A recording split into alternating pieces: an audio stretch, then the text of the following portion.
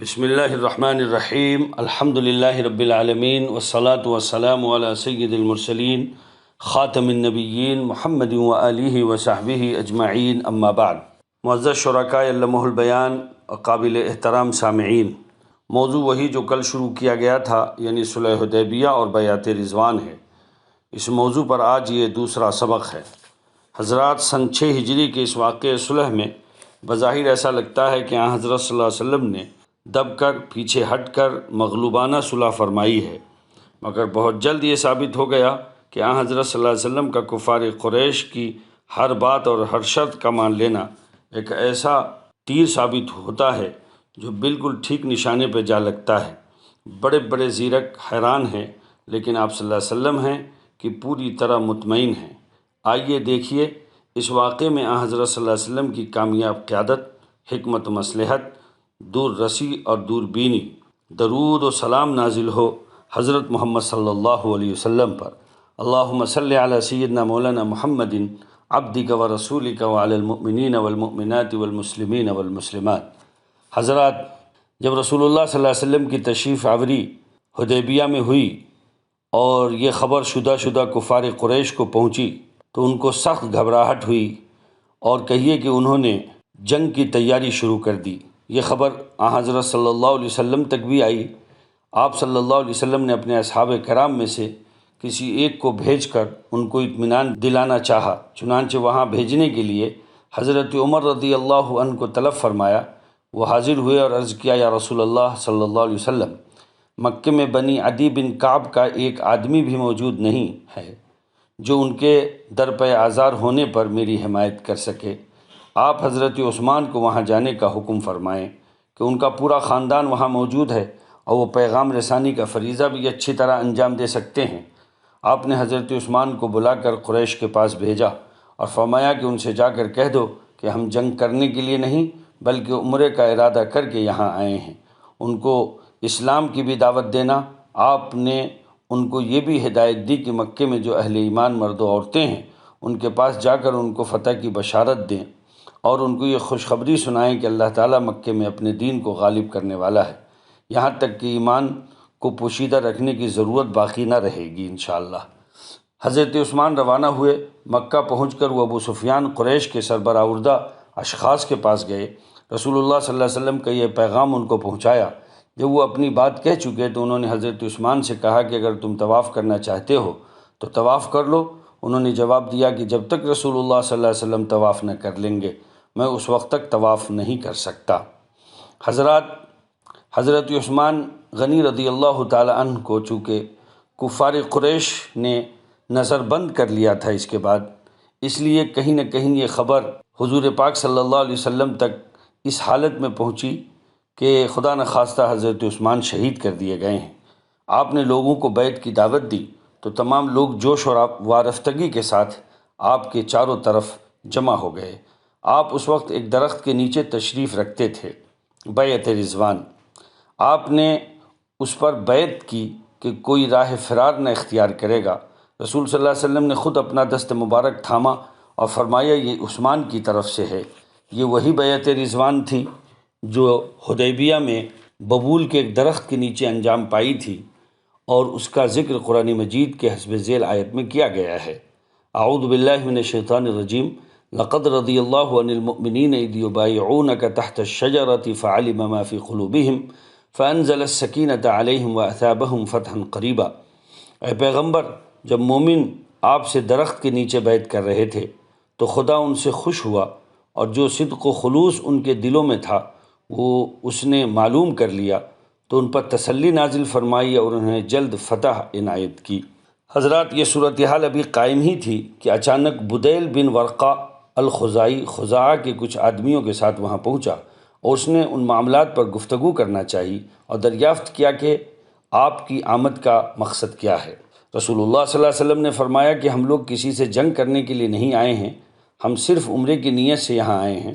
قریش کو جنگ نے پہلے ہی چور چور کر رکھا ہے، اگر وہ چاہیں تو میں کچھ مدت ان سے طے کر لوں اور وہ میرے اور ان کے درمیان کا راستہ چھوڑ دیں، اور اگر وہ چاہیں تو اسی گروہ میں شامل ہو جائیں جس میں اور لوگ شامل ہوئے ورنہ انہیں کچھ مدت آرام کا موقع تو مل ہی جائے گا، لیکن اگر جنگ کے علاوہ کوئی صورت ان کو قبول نہیں تو اس ذات کی قسم جس کے قبضے میں میری جان ہے، میں اپنے اس معاملے دین کے سلسلے میں جنگ کروں گا یہاں تک کہ میرا سر تن سے جدا ہو جائے یا اللہ اپنے دین کو غالب فرما دے۔ جب بدیل نے ان کو رسول اللہ صلی اللہ علیہ وسلم کا پیغام پہنچایا تو عروہ بن مسعود الثقفی نے کہا کہ انہوں نے بہت سمجھداری کی تجویز رکھی ہے، میری رائے یہ ہے کہ تم اس کو مان لو، مجھے ان سے مل لینے دو۔ سب نے کہا کہ ہاں جاؤ بات کر لو۔ عروہ بن مسعود رسول صلی اللہ علیہ وسلم سے آ کر ملے، آپ نے ان سے گفتگو شروع فرمائی۔ عروہ کنکھیوں سے صحابہ کرام کو دیکھتے جاتے تھے، جن کا حال یہ تھا کہ اگر آپ تھوکتے تو کوئی نہ کوئی اس کو ہاتھ پر لے لیتا اور اپنے چہرے اور جسم پر مل لیتا۔ آپ صلی اللہ علیہ وسلم کوئی حکم فرماتے تو ہر شخص تعمیل کے لیے لپکتا، وضو فرماتے تو وضو کے پانی پر جان نثار اس طرح ٹوٹتے کہ لڑائی کا خطرہ ہونے لگتا۔ آپ صلی اللہ علیہ وسلم کلام فرماتے تو سب ہمہ گوش ہو جاتے۔ فرط تعظیم اور ادب کی وجہ سے کوئی آپ صلی اللہ علیہ وسلم سے نظریں ملانے کی ہمت نہ کرتا۔ عروہ نے واپس جا کر اپنے ساتھیوں سے کہا کہ اے قوم، میں بادشاہوں کے دربار میں گیا ہوں، میں نے قیصر و کسریٰ اور نجاشی کی شان و شوکت بھی دیکھی ہے، لیکن خدا کی قسم میں نے نہیں دیکھا کہ کسی بادشاہ کے درباری و مصاحبین ایسا ادب اور اس درجہ تعظیم کرتے ہوں جیسے کہ محمد صلی اللہ علیہ وسلم کے ساتھی محمد صلی اللہ علیہ وسلم کی کرتے ہیں۔ انہوں نے جو کچھ یہاں دیکھا اس کی تفصیل ان کو بتائی اور کہا کہ انہوں نے بہت اچھی تجویز رکھی ہے، تم لوگ اس کو مان لو۔ معاہدہ اور صلح نامہ۔ اس درمیان میں بنی کنانہ کا ایک اور شخص جس کا نام مکرز بن حفص تھا بھی وہاں پہنچا اور دونوں نے اپنے چشمدید واقعات قریش کے سامنے بیان کیے۔ قریش نے سہیل بن عمرو کو رسول اللہ صلی اللہ علیہ وسلم کی خدمت میں روانہ کیا۔ آپ نے ان کو دیکھتے ہی فرمایا کہ ان کو بھیجنے سے معلوم ہوتا ہے وہ صلح کے خواہش مند ہیں۔ آپ نے یہ بھی فرمایا کہ معاہدہ کی تحریریں دستاویز تیار کرو۔ آپ صلی اللہ علیہ وسلم نے معاہدے کی تحریر کے لیے کاتب جو حضرت علی کرم اللہ وجہ تھے طلب فرمایا۔ ارشاد ہوا کہ لکھو بسم اللہ الرحمن الرحیم۔ سہیل نے کہا جہاں تک رحمان کا تعلق ہے بخدا ہم اس سے واقف نہیں ہیں، اسی پرانے دستور کے مطابق باسمک اللہم لکھو۔ آپ نے فرمایا کہ لکھ دو باسمک اللہم۔ مسلمان یہ دیکھ کر بول اٹھے کہ نہیں، ہم تو بسم اللہ الرحمن الرحیم لکھیں گے۔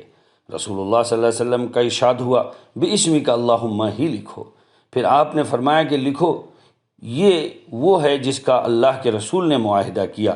یہ سن کر سہیل نے کہا کہ خدا کی قسم اگر ہمارا اس پر ایمان ہوتا کہ آپ اللہ کے رسول ہیں تو ہم آپ کو بیت اللہ سے روکتے ہی کیوں اور آپ سے جنگ ہی کیوں کرتے؟ آپ اس جگہ محمد بن عبداللہ لکھیں۔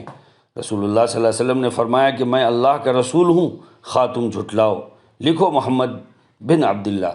آپ نے حضرت علی کو اس کے مٹانے کا حکم دیا۔ حضرت علی نے کہا کہ خدا کی قسم مجھ سے یہ کام نہیں ہو سکتا۔ رسول اللہ صلی اللہ علیہ وسلم نے فرمایا مجھے اس کی جگہ دکھاؤ۔ انہوں نے آپ کو یہ جگہ دکھائی تو آپ نے اس کو خود مٹا دیا۔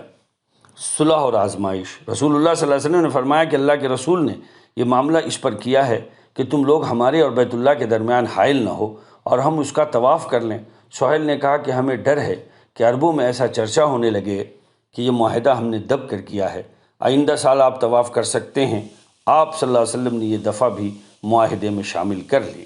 سہیل نے کہا کہ یہ بھی لازم ہوگا کہ اگر ہمارے یہاں سے کوئی شخص آپ کے یہاں چلا جائے، خواہ وہ آپ صلی اللہ علیہ وسلم ہی کے مذہب پر ہو، تو آپ اس کو ہمیں پلٹا دیں گے۔ مسلمانوں نے کہا سبحان اللہ، اگر کوئی مسلمان ہو کر ہمارے پاس آتا ہے تو ہم اس کو مشرکوں کے حوالے کیسے کر سکتے ہیں؟ یہ بات ہو ہی رہی تھی کہ اچانک ابو جندل بن سہیل بیڑیوں میں گرتے پڑتے پہنچے۔ وہ مکے کے نشیب سے آئے تھے اور کسی نہ کسی طرح اپنے آپ کو مسلمان تک پہنچا دیا تھا۔ سہیل نے کہا اے محمد صلی اللہ علیہ وسلم، یہ پہلا شخص ہے جس کی واپسی کا مطالبہ عہد نامے کی روح سے میں آپ سے کرتا ہوں۔ رسول اللہ صلی اللہ علیہ وسلم نے فرمایا ابھی تو ہم نے تحریر بھی نہیں مکمل کی۔ اس نے جواب دیا کہ اگر ایسا ہے تو پھر میں کسی بات پر آپ سے معاملہ کرنے کو تیار نہیں ہوں۔ آپ صلی اللہ علیہ وسلم نے فرمایا میرے کہنے سے انہیں اجازت دے دو۔ اس نے کہا کہ میں آپ کے کہنے سے اجازت نہیں دے سکتا۔ آپ صلی اللہ علیہ وسلم نے فرمایا کہ اچھا جو تمہارا جی چاہے کرو۔ اس نے کہا کہ مجھے کچھ نہیں کرنا ہے۔ یہ سب سن کر ابو جندل بولے کہ مسلمانوں، میں مسلمان ہو کر آیا ہوں، پھر مشرکوں کو واپس کیا جا رہا ہوں، کیا تم لوگ دیکھتے نہیں ہو میرے ساتھ کیا ہو رہا ہے؟ علامہ سید سلیمان ندوی سیرت النبی میں لکھتے ہیں کہ تمام مسلمان اس بات سے تڑپ اٹھے، حضرت عمر ضبط نہ کر سکے، حضرت صلی اللہ علیہ وسلم کی خدمت میں آئے اور کہا یا رسول اللہ کیا آپ پیغمبر برحق نہیں ہیں؟ آپ صلی اللہ علیہ وسلم نے ارشاد فرمایا کہ ہاں ہوں۔